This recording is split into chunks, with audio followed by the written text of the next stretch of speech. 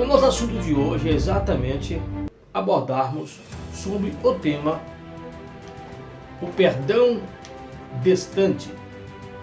Nós temos como a referência de um livro que tem uma envergadura profunda de autenticidade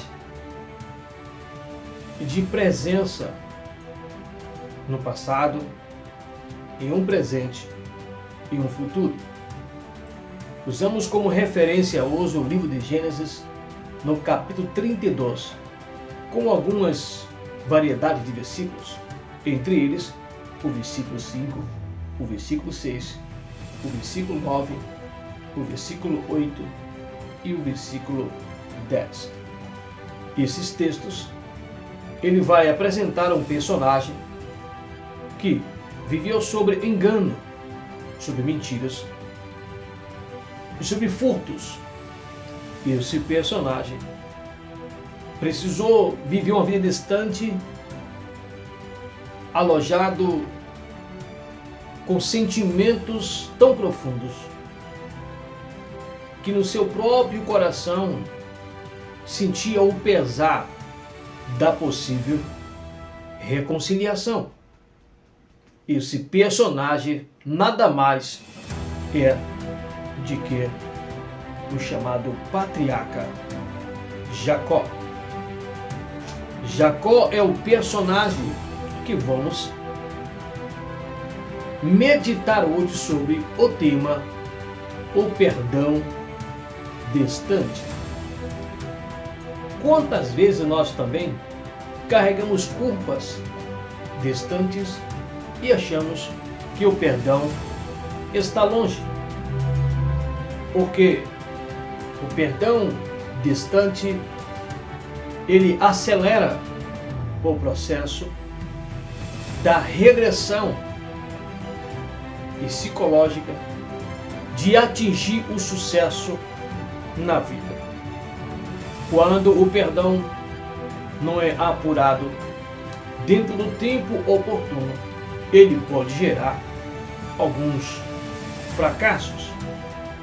Exemplo disso, nós temos um personagem paralelo a essa história, que é o próprio traidor que o traiu Jesus.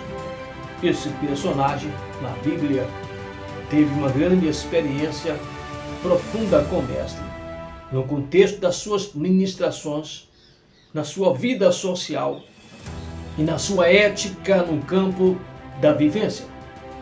Mas esse personagem, ele preferiu, por meio de 30 moedas de prata, o denário segundo a linguagem da época, e vendeu o seu mestre, por nome Jesus. Sabemos que o seu nome é Judas. Judas traiu Jesus por 30 moedas.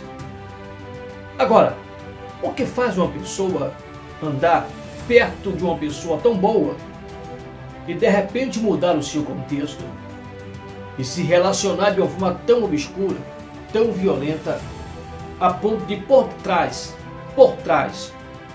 na convivência tão íntima, mas por detrás, trair esta pessoa? Quem já foi traído sabe o sentimento que é uma traição. E o sentimento da traição está ligado ao seu todo, a parte que mais lhe interessa, a parte que mais lhe toca, a parte que você mais defende, a parte que você mais ministra, a parte que você mais concilia. Essa é a parte exatamente que mais lhe toca e é a parte que certamente você está sentindo agora. Que de alguma forma o sentimento de que alguém vai lhe trair ou que alguém está lhe traindo pode ser a maior dor cercada no campo do perdão. Vejamos que quando esse personagem trai Jesus, muito adiante, ele, agoniado na sua no seu descontentamento, ele tira a própria vida. O sinal de alguém que não consegue se relacionar com o perdão distante, ele é capaz de tirar a própria vida. Observe que tem pessoas que, de repente, do nada, escreve uma carta, faz um vídeo, joga na internet o seu vídeo, e com todo esse sentimento ele tira a própria vida, justificando que não suporta mais e que é difícil viver com esse sentimento ou essa culpa distante. Tantos outros na história no século XXI, até mesmo alguns pastores que tiraram a própria vida. Eu ministro uma mensagem sobre o tema no meu livro, o processo da interpretação pessoal, que eu falo sobre o luto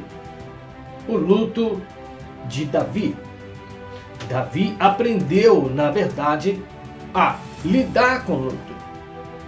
Davi entendeu que o luto dele, após a morte do seu filho Absalão, que também é um aspecto de um perdão distante, porque Absalão matou um dos seus irmãos.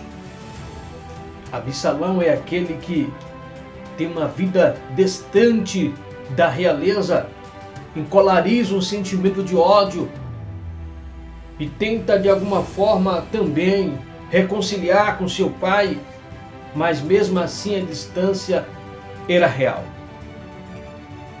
Nessa distância, tão distante e tão próximo ao mesmo tempo, ele agora toma o trono do seu pai para governar. Mas logo após, em meio a algumas emboscadas, os comandantes do exército de Davi tiram a vida desse moço.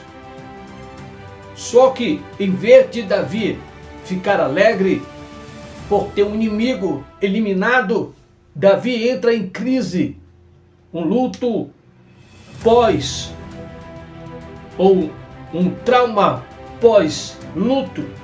Davi entra em um trauma, e esse trauma é um reflexo de uma mensagem que Davi não consegue interpretar. Davi não consegue comungar aquela perca, porque está ligada ao seu todo. E Davi entra em crise, e por muitos dias Davi não come, não bebe, não se comunica.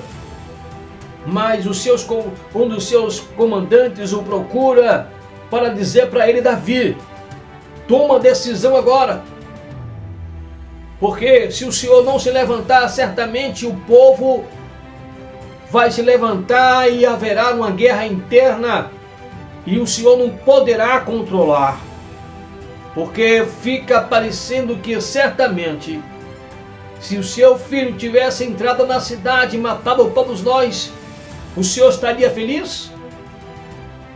E por estar morto, o Senhor entra em um casulo, em um recalque e em um trans pós-lutos ou pós-perca, numa linguagem hoje voltada para o século XXI, dentro do campo da análise, da psicanálise, da psicologia, da psiquiatria e da neurociência, voltado na análise teológica. Essa seria as falas exatamente desse personagem focado no rei Davi.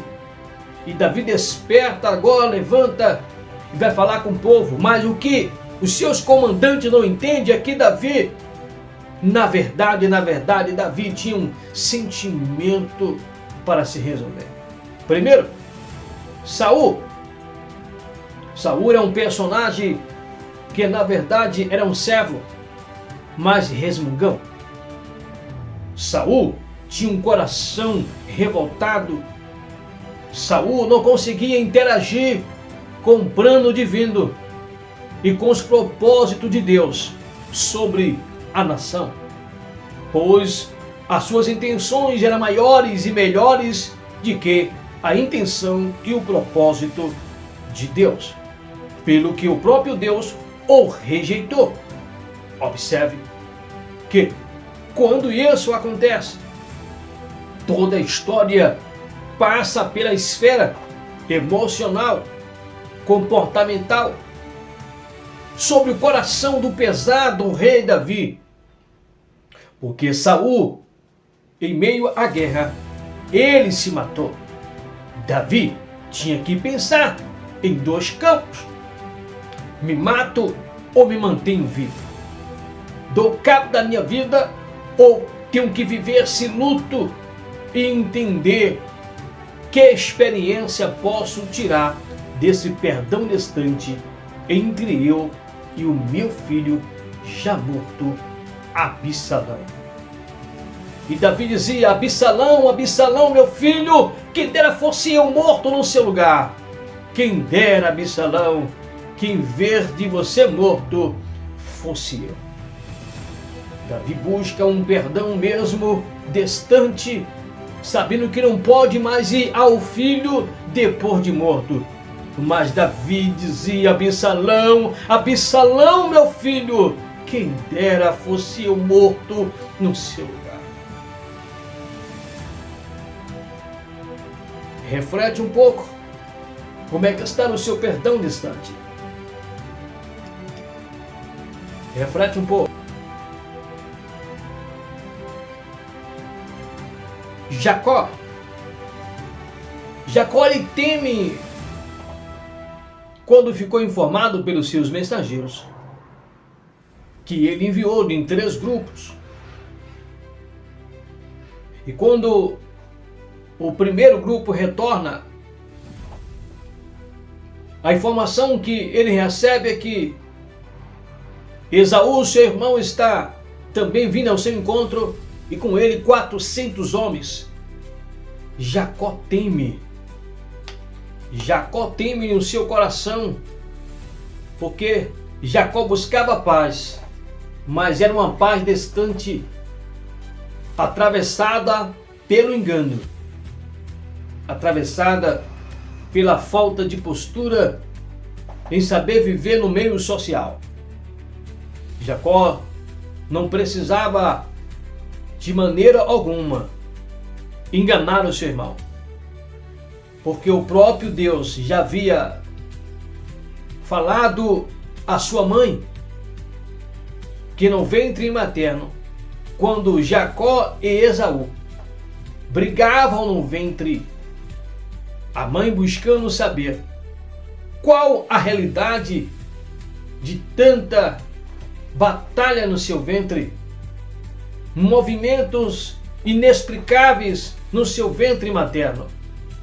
E a voz divina ecoou no seu coração, dizendo para ela o seguinte: olha, no seu ventre há 2 nações. Ou seja, a sua gravidez é de gêmeos, mas o menor vai dominar, o menor vai dominar o maior. Incrivelmente, quando a parteira está tirando o Esaú, que era o primogênito, no ventre da mãe, o que acontece exatamente é que no ato vai se dizer que aconteceu o seguinte: diz que literalmente o Jacó estava atrelhado aos pés do seu irmão Esaú, um na frente e o outro atrás. Um saiu na frente e o outro agarrando nos seus pés. O plano de Deus era que, de fato, esse irmão agarrado ao outro reinasse, governasse, mas os pais foram a intervenção principal desse projeto, e gerando assim um engano a partir de seu irmão, no próprio guisado, aonde um tinha fome e o outro tinha comida já feita, e no preparo um vendeu ao outro. Mas o fator principal é que quando o pai vai abençoar o próprio Esaú, e manda que ele vá caçar e traga e faça o guisado. A mãe entra no intermediário e diz que o próprio Jacó, o seu irmão, saiu para caçar. E o pai vai abençoar ele quando voltar, apresentando um guisado. Vai num pasto aqui, pega o animal. E desta forma nós vamos fazer o guisado. E você vai diante do seu pai e vai receber a bênção diante do seu irmão. E a mãe mata o animal, pega o pelo do animal e coloca em Jacó, porque Esaú era peludo e o pai precisava sentir. E segundo a história diz que o coração do pai estava agarrado a Esaú, porque Esaú também era peludo, ruivo, bonito. Tinha uma característica que o pai se afeiçoava desse filho. Pois já a mãe, vendo que Jacó não tinha essa visão do pai, e guardado no seu sentimento, a mãe intervém, pegando a pele do animal, colocando na sua pele, no seu braço, para que quando o pai fosse passar as mãos para sentir o que mais trazia alegria e entender que era o seu filho amado, viu que o cabelo na verdade era de Esaú, mas o cheiro era de Jacó. E esse engano fez com que o seu irmão travasse uma batalha pela vingança. Mas Jacó sai, porque a sua mãe manda que ele fugisse. E lá adiante ele encontra Labão. E ali ele sobrevive, mas quando ele quer retornar, porque o próprio Deus fez a ele uma promessa de que levaria ele em paz à sua terra, mas Jacó temeu, porque no seu coração tinha uma marca do engano. E vamos agora trabalhar para que você entenda o seguinte: como é que está o seu coração agora? Será que não tem um perdão distante em você? Você talvez está hoje vivendo em uma outra empresa, mas você talvez criou um problema lá naquela empresa. Ou está na mesma empresa, mas em outro departamento, e você pisou em alguém, você machucou alguém, você ofendeu alguém, e você fez proposital. E você é uma pessoa que muitas das vezes conhece o caminho da verdade. Porque sabe, é uma pessoa religiosa, é uma pessoa que ora o Pai Nosso, não vai à igreja, não é um cristão, mas ora o Pai Nosso. E no Pai Nosso diz o seguinte: Pai Nosso que está nos céus, santificado seja o teu santo nome. Venha a nós o teu reino, seja feita a tua vontade, assim na terra como nos céus. O pão nosso de cada dia, dai-nos hoje.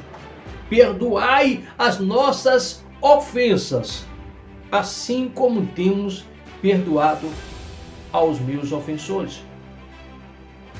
Essa questão do perdão é muito relativo, porque o próprio Jesus ensina no livro de São Mateus, no capítulo 6, diz que se vocês não perdoardes as vossas ofensas, vosso Pai também não perdoará a vós outros. Só que no campo do perdão, a pessoa que pede perdão, relativamente, ela quer se ver livre da possível queixa, da possível divulgação, do desequilíbrio emocional que muitas das vezes foi exposto, em vez de uma personalidade, um caráter manchado por uma colocação. Quem pede perdão, ele quer alívio. Quem pede perdão quer se ver livre da culpa. Mas a outra parte do perdão, acredito que é mais importante. Por quê? Porque tem a parte do perdão chamada, uma segunda parte mais essencial do que a primeira. Porque quando você pede o perdão, você quer receber o perdão. E mesmo que você não receba o perdão, você pode de repente dizer o seguinte: escolher pessoa da sua volta e dizer: eu já pedi perdão para fulano, eu já pedi perdão para ela, para ele, mas a minha parte eu já fiz, e seguir a sua vida. Porque o que você queria era pedir o perdão, e você pediu o perdão. Mas a outra parte aqui, quem vai liberar o perdão, vai liberar algo que é seu, uma parte que é sua, um direito que é seu. E esse todo que é seu, que lhe machuca, que foi tirado dele, um direito seu, automaticamente, essa pessoa tem que se regenerar internamente para liberar esse perdão. O perdão não é forçado. O perdão é um processo. O perdão é um trabalho. E quando você olha para a cruz, você vê o próprio Jesus dizendo: Pai, perdoa porque não sabe o que fazes. Ou seja, Jesus entendeu que no próprio coração daquelas pessoas tinha um ato. Porque quem julgou Jesus, na verdade, mediante os líderes religiosos, influenciou a multidão. E a multidão estava sendo conduzida a dizer: crucifica-os, crucifica-os. Mas tinha pessoas por detrás, elevando conhecimento, influências maldosas, discursos de ódios, para que pudesse gerar no coração do povo uma maldade contra o próprio Mestre Jesus, tão perfeito em obra, que era, que é e que há de vir em perfeição. A partir desse ponto você entende que nós estamos falando de um perdão trabalhado, de um perdão, de uma justiça. Mas quando você pede o perdão, você quer se sentir livre do perdão. Mas existe um processo chamado tratamento. Porque algumas pessoas perdoam, mas por saber que estão possivelmente perdendo algo, elas não conseguem mais se relacionar no mundo das emoções. Elas acabam, de alguma forma, sendo travadas, bloqueadas no seu fator emocional. Ou seja, elas perdoam, mas no profundo do seu profundo, o inconsciente aloja a marca da dor. A marca histórica da sua vida vai fazer com que você não consiga, por certo, se libertar facilmente da experiência. Quem não conta aqui uma experiência de um perdão? Que liberou para alguém um perdão? Quem não tem essa vivência de relembrar uma experiência de alguém que te machucou? Quando chega no dia, por exemplo, que você tem que estar em um ato confraterno, um coffee break, com pessoas que você anos não se fala, que você não sabe como é que vai ser essa reflexão, e que você não sabe se você vai pedir perdão ou vai receber o perdão, ou se alguém vai te pedir o perdão. Sabe, aquele período do Natal que você sabe que tem muitas pessoas que não gostam de você e que tramou contra a sua vida. Saber que o ano 2025 passou, estamos em 2026, mas há tantas pessoas com maldade no coração e que armou contra você uma cilada. E você está em 2026 vivendo ainda as lembranças de 2025. Sentimentos de experiência vivida que não se apagam. Ou seja, mas se você for uma pessoa autêntica, a ponto de interpretar de que você não é fruto do que alguém pensa ou imagina, mas que você precisa se resignar em você mesmo e tomar uma atitude diferenciada, entendendo que mesmo que a marca esteja aí, você não é a pessoa única que vive com essa experiência. Quando Jacó teme diante da adversidade, Jacó ele ora a Deus. Jacó orou a Deus da seguinte maneira, dizendo: Deus, o Senhor me prometeu que eu voltaria à minha terra em paz. E eu passei esse Jordão, eu atravessei o Jordão com apenas o meu cajado. Sabe? Há momentos que sozinho você consegue refletir quem é você de verdade. Jacó, quando ora, ele fala: eu atravessei esse Jordão com apenas o meu cajado. Jacó está dizendo o seguinte: eu estou desarmado, eu já entendi que errei, eu já entendi que fracassei, mas nesse momento eu preciso do perdão do meu irmão. E eu tenho medo que ele venha, mate os meus filhos e as suas mães. Jacó deixa entender que pronto para a guerra, se fosse necessário, ele estaria. Mas Jacó temia que o mal, diante dos seus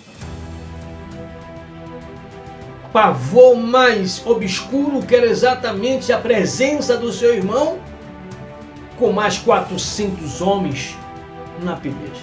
Ele dizia: apenas eu e meu cajado atravessamos esse Jordão. Agora é só eu e mais 2 grupos. Sabe? Porque um grupo ele já tinha enviado. E a resposta que ele recebe é essa. Jacó dá uma orientação de intervalo entre um grupo e outros, para que, se porventura Esaú matasse o primeiro, desse espaço para o segundo, fazia uma autodefesa. Ou seja, não podemos entrar em um campo do perdão sem saber que há um retorno do que fizemos. Não podemos solicitar um perdão sem enfrentarmos também o contratempo do que agimos. Nós somos responsáveis também pelo outro que vai liberar o perdão, porque eu sou responsável pelos meus erros, pelas minhas posturas. E você? Já conseguiu analisar esse campo? Pediu perdão em uma parte, mas entender o que tiramos do outro é muito mais importante no perdão.